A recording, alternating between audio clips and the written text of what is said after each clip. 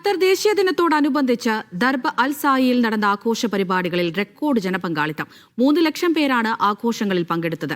സാംസ്കാരിക മന്ത്രാലയത്തിന് കീഴിലായിരുന്നു പരിപാടികൾ. രാജ്യത്തിന്റെ സാംസ്കാരിക പൈതൃകം വിളംബരം ചെയ്യുന്ന ആഘോഷ പരിപാടികളാണ് ഉംസലാലിലെ ദർബ് അൽ സായി വേദിയിൽ അരങ്ങേറിയത്. 11 ദിവസം നീണ്ടുനിന്ന ആഘോഷത്തിൽ പങ്കെടുക്കാൻ രാജ്യത്തിന്റെ വിവിധ ഭാഗങ്ങളിൽ നിന്നുള്ളവർ ഇവിടെ ഒഴുകിയെത്തി.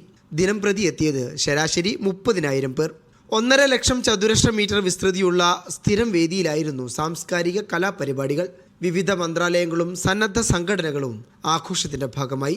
ഖത്തറി ചരിത്രത്തെ അടുത്തറിയാനായി പൈതൃക വില്ലേജ്, ഇന്ററാക്റ്റീവ് എക്സിബിഷനുകൾ, കരകൗശലമേള, തത്സമയ സംഗീത പരിപാടികൾ തുടങ്ങിയവ ദർബ് അൽ സായിയിൽ ഒരുക്കിയിരുന്നു. കാവ്യസന്ധ്യയും കുട്ടികൾക്കായുള്ള പ്രവൃത്തിമേളയും മാരിടൈം എക്സിബിഷനും കാണികളെ ആകർഷിച്ചു. 2022 മുതലാണ് ദർബ് അൽ സായി ഖത്തർ ദേശീയ ദിനാഘോഷങ്ങളുടെ സ്ഥിരം വേദിയായി മാറിയത്.